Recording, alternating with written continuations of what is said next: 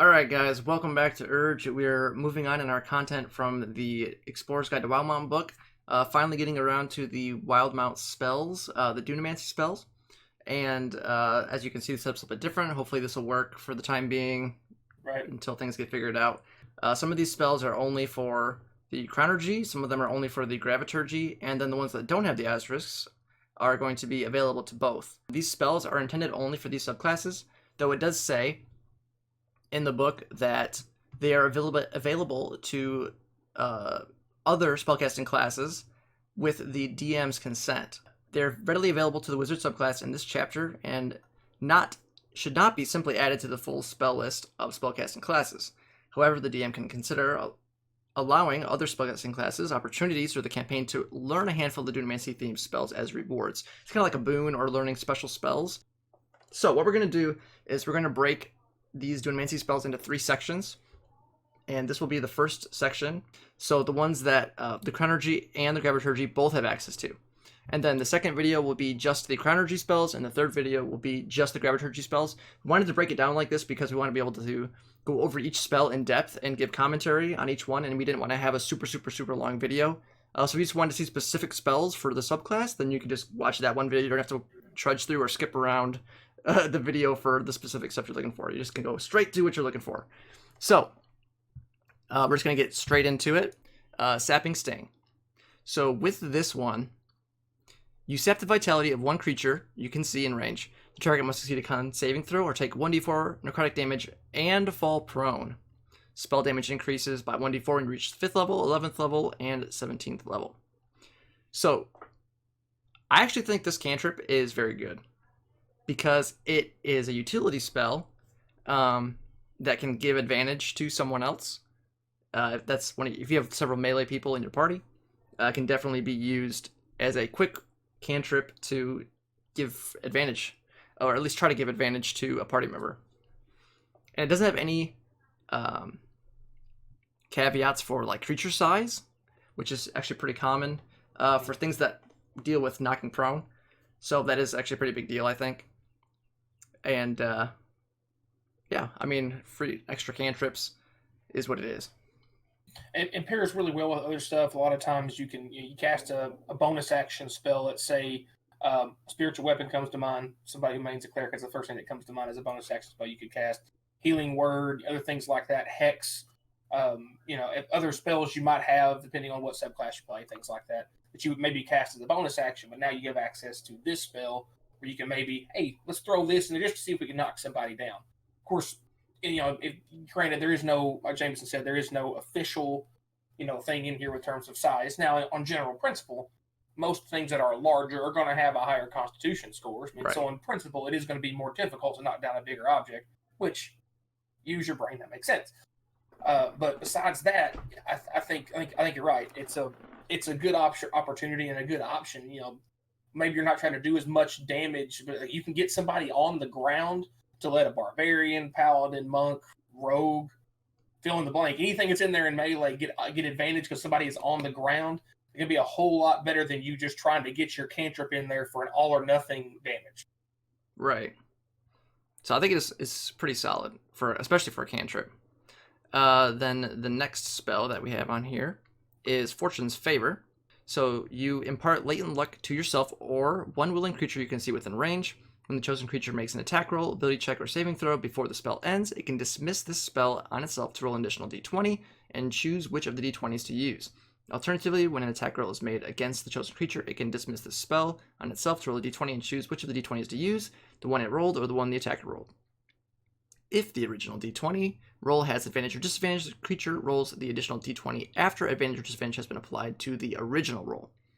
And then when you cast a spell using a 3rd level or higher, you can target an additional creature for each spell slot above 2nd. And it does require a white pearl worth at least 100 gold, which the spell consumes. So with this, it's basically luck. You're just giving a party member luck, but it's only for an hour. And it does cost 100 gold pearl to do so.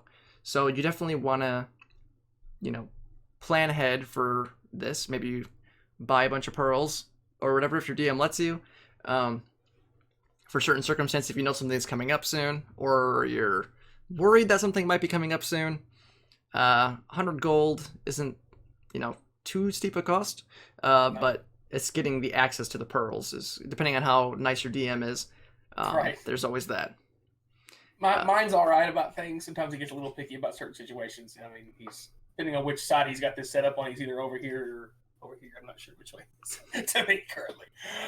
But a very interesting spell. I'm kind of glad they put some kind of a material component to it, to be honest, because otherwise you're just tossing out luck left and right. It would kind of negate the feat a lot to me, and why the feat is so powerful that you can just do it 3 times per day. You can do this more if you've got a bunch of stores built up, like you said, depending on how lenient your DM letting you have access to the materials like that. Right. But a very interesting spell, one that I think is, flavor-wise makes a lot of sense. Especially I'm kind of surprised maybe this isn't strictly a Chronurgy spell, because it makes more sense to me to play with luck in terms of time and whatnot. But overall, an interesting spell, and I think a good addition for a nice fee with the 100 gold pearl. Yes, I agree. Luck is always helpful here. Wrist pocket, I believe, is the next one here. We have, you flick your wrist, causing one object in your hand to vanish, which only you can be holding and can weigh no more than 5 pounds, is transported to an extra-dimensional space where it remains for the duration, which is 1 hour concentration. Until the spell ends, you can use your action to summon the object to your free hand, and you can use your action to return the object to the extra-dimensional space. An object still in the pocket plane when the spell ends appears in your space at your feet. This is actually really interesting, but not super useful, I would say. Yeah, more for pure fun NRP things, and it really not going to be super effective in terms of making a huge difference in terms of spell goes. But a nice little fun party trick you could maybe use it as a distraction, take a guard's keys and then make them go away like they never happened. You might be able to make it actually effective in some RP settings, but I think it's more of a fun thing than anything else. Yeah, I mean, you're a wizard, but you got a spell book. If you put this in there, you have a limited number of spells at your disposal. With it being a ritual, you could do some fun with if you had 10 minutes, but otherwise, trying to be quick about it, you got to use that spell slot. Right.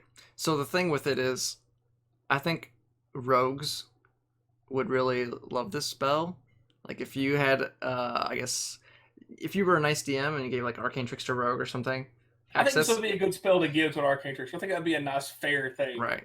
It fits their class lore very well. It fits that subclass to a T. Right. But it's definitely more on the RP side, I would say, just because, how often are you going to actually need to hide something? What you could do is you could, use a different spell to, you could use command and tell a monster or something to drop their weapon, and then you pick it up and make it disappear or something. So you could do stuff like that. But whether it's really worth a second level spell slot, use your concentration on though. Right? Yeah, it's it's not. In certain circumstances, it might be super helpful. Like if he has a legendary weapon or something, and you're like, we don't want him using this right now. There's things you could do to get rid of it. Super niche though. That would be the but yeah, it's definitely not very common use on that one. Next, we have Pulse Wave. You create an intense pressure, unleash it in a 30-foot cone, and decide whether the pressure pulls or pushes creatures and objects. Each creature in that cone must make a con saving throw. Creature takes 6d6 force damage on a failed save, or half as much damage on a success. Every creature that fails the save is either pulled 15 feet towards you or pushed 15 feet away from you, depending on the choice you made for the spell. In addition, unsecured objects that are completely within the cone are likewise pulled or pushed 15 feet. At higher levels, you cast it using spell slot at 4th level or higher. The damage increases by 1d6, and the distance pushed or pulled increases by 5 feet for each slot level above 3rd. So definitely a utility, area of effect, crowd control kind of spell. It does have a decent amount of damage as well, 66 force damage on a 30-foot cone. It's actually not too bad. And also depending on what's around you, because it says the stuff is pushed and pulled with you, your DM can kind of add some extra stuff in there. If you're in an armory and you're pushing and a bunch of knives or weapons are flying with them, you know what I mean? Right. They're going to run into something. Damage or piercing damage. Right. So depending on what's in the circumstance, or maybe you have candles and gunpowder in the same room and you just push it all. Yes. You can do some crazy stuff with this. I think it's actually a pretty solid, 66 damage is not bad by any means. Fireball is 8d6 fire damage. It has no other effect with it. Right. It is a bigger area, 20-foot radius sphere versus a 30-foot cone, different circumstances, but also force damage is much less resisted than fire damage is. So it is actually a pretty decent spell, and it also has an effect that goes with it. And Right. if, for example, you're a Graviturgy mage and you use this and they fail to save, you can push them, whenever they fail a saving throw, you can push them 5 feet in any direction. So you get that extra push or pull or whatever you want to do with it, as well, assuming you are high enough level to obtain that ability in a subclass. So it's definitely got some utility on there with a decent amount of damage for sure, and potentially more damage on the upcasting and situation that you're in, depending on what's around you or that's not tied down. I mean, I obviously go to a recent one shot we had, and just thinking if you're ever fighting anything next to a pit, next to a cliff, and just immediately just cast the thing as high as you want to, and just push them off of it. I mean, because at that point you're thinking maybe you don't want to burn a level 5 spell on casting this up higher, but if it completely ends the combat, it's worth casting it up to get that extra 10 feet of movement. If it pushes to 25 feet and they go off the cliff, it's worth 1 level 5 burning multiple things at once that way. So it's the fact that both the damage and the distance push or pulled scale, I think, is a nice touch. And so the damage isn't bad. You got to think fireball is 8d6, a little bigger area, but it just does damage. It doesn't have any extra effect whatsoever. But this has the option to push or pull. So if you got things trying to run away from you, you can pull them back into friends maybe that are in front of you kind of thing, or at least in that general direction.